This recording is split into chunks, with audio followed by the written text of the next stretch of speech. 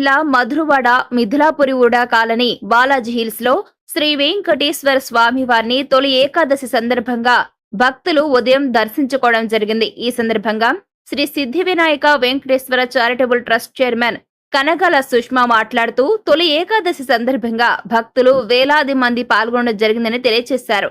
పలువురు మాట్లాడుతూ భారతీయ సనాతన ధర్మంలో ప్రతి తిథికి ఒక ప్రత్యేకమైన ఆధ్యాత్మిక, శాస్త్రీయ, తాత్విక ప్రాముఖ్యత ఉందని తెలియజేశారు. వాటిల్లో ఆషాఢ శుక్ల ఏకాదశి అనగా తొలి ఏకాదశి. దీనిని అత్యంత పవిత్రమైన పర్వదినంగా పరిగణించబడుతుంది.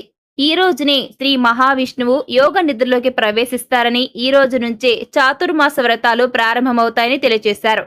ఈ కార్యక్రమంలో ఆలయ ప్రధాన అర్చకులు K Sampath Kumar, chairman Sushma, vice chairman Magguri Venkatrao, secretary Villa Chakradhar, joint secretary Shyam Sundar Rao, treasury Satyanarayana, committee సభ్యులు, భక్తులు పాల్గొన్నారు. ఓం నమో వెంకటేశాయ. ఈ గుడి వచ్చే సంవత్సరానికి అంటే 2027కి 30 వసంతాలు పూర్తి చేసుకుంటుంది అనమాట. యాక్చువల్గా ఇది వచ్చే 30 సంవత్సరాలకి వినాయకుడి గుడి ముందు అది 1997లో ప్రారంభించి మొదటి వినాయక చవితి చేయడం జరిగింది. ఈ సంవత్సరానికి 29 వినాయక చవితి జరుగుతుంది. 2027 సంవత్సరానికి 30 వినాయక చవితి జరుగుతుంది. ఆ రోజు కేవలం కొండలో గుట్టలో ఉండి ఇప్పుడు ఏంటంటే అనేక రకాల భక్తులు వచ్చేసారు, వేల కొలది జనం. ఈ రోజు ఉదయం ఈ వెంకటేశ్వర స్వామి గుడి వచ్చే సంవత్సరానికి 20 సంవత్సరాలు పూర్తి చేసుకుంటాను. వచ్చే సంవత్సరానికి 20 సంవత్సరాలు అంటే 20 వసంతాలు మన భూమి ఎలా సాయమైతే వై వెంకటేశ్వర స్వామి ఈ యొక్క గుడి 20 సంవత్సరాలు పూర్తి చేసుకుంటుంది అనమాట. ఈ 20 సంవత్సరాల్లోనూ కూడా మొదట 10 మంది కూడా రావడానికి ఎక్కడుందో గుడి అని మేము చెప్పినా సరే వచ్చేవారు కాదు. ఈ రోజు ఉదయం 5:30 నుంచి ఇప్పటికే ఒక 5,000 నుంచి 5,500 మంది వరకు, ఇంకా 11 కూడా కాలేదు సమయం, 5,500 మంది వరకు దర్శనం చేసుకున్నారు. సాయంత్రం ఇంకొక 5,000 మంది వస్తారు. ఈ విధంగా ముఖ్యమైన ఉత్సవ రోజుల్లో అయితే వేల కొలది సంఖ్య వస్తూ ఉంటారు. అదేవిధంగా మేము ప్రభుత్వాన్ని అనేక సార్లు కూడా అడిగామన్నమాట. మాకు కొద్దిగా ఇక్కడ కింద కల్వర్ట్ రోడ్ కట్టించండి అని చెప్పి అడిగాం మేము.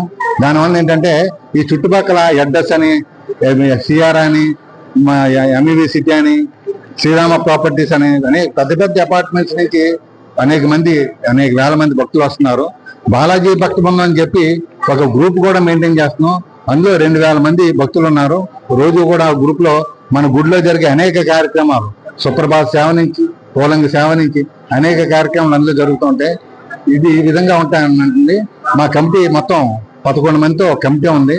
నిత్యం కమిటీ సభ్యులందరూ కూడా యాక్టివ్గా ఉంటా ఈ యొక్క కార్యక్రమాలన్నీ కూడా చేస్తూ ఉంటాం. నా పేరు సుష్మా అండి. నేను ఈ ఆలయ కమిటీ చైర్మన్ గా వ్యవహరిస్తున్నాను. ఈ తొలి ఏకాదశి సందర్భంగా వచ్చిన భక్తులందరికీ ఎటువంటి అసౌకర్యం కలిగించకుండా తీర్థ ప్రసాదాలని సక్రమంగా అందేలాగా మేము చర్యలు తీసుకున్నాము. మా ఈ ఏర్పాట్ల పట్ల భక్తులందరూ చాలా హ్యాపీగా ఫీల్ అయ్యారు. మార్నింగ్ కోలంగి సేవ, సుప్రభాత సేవ, ఈరోజు అన్ని ఆరగింపు అన్ని సక్రమంగా సకాలంలో అందేలాగా చూసాం. ఈ యొక్క తొలి ఏకాదశి అనగా ఆషాఢ శుద్ధ ఏకాదశి పర్వదినం సందర్భంగా తొలి ఏకాదశి అంటారు. ఈనాటి నుండి కార్తీక శుద్ధ ఏకాదశి వరకు స్వామి యోగ నిద్రలోకి వెళ్తారు కాబట్టి దీన్ని చాతుర్మాసము అని కూడా అంటారు.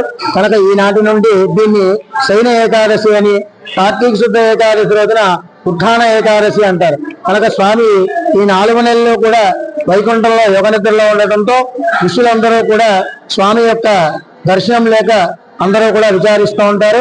అందుకే దీని తర్వాత వచ్చేటువంటి కార్తీక శుద్ధ ఏకాదశి రోజు స్వామి నిద్ర లేచిన తర్వాత ముక్కోటి ఏకాదశి పర్వదినం సందర్భంగా ఈ యొక్క 3 కోట్ల మంది దేవతలు కూడా ఆ రోజు దర్శనం చేసుకుంటారు. కనుక దాని ఉత్తరధార దర్శనం అంటాం. కనుక దీన్ని ఆషాఢ శుద్ధ ఏకాదశి, తొలి ఏకాదశి, దీన్ని మనం యోగ నిద్రలోకి వెళ్ళడంతో దీన్ని శయన ఏకాదశి అంటాం. అలాగే వచ్చేటువంటి కార్తీక శుద్ధ ఏకాదశిని ఉత్థాన ఏకాదశి అంటాం. ఈ రోజు ఏకాదశి పర్వదినం సందర్భంగా భక్తులందరూ కూడా ఓం నమో భగవతే వాసుదేవాయ అని స్వామివారి యొక్క దేవాలయానికి వెళ్ళి స్వామిని యొక్క సేవించుకుని స్వామి యొక్క తీర్థ ప్రసాదాలు స్వీకరించినట్టయితే కనుక మనకు ఎన్నో జన్మల యొక్క పుణ్య ఫలితాన్ని స్వామి మనకు అనుగ్రహిస్తాడు. చేస్తున్నాం.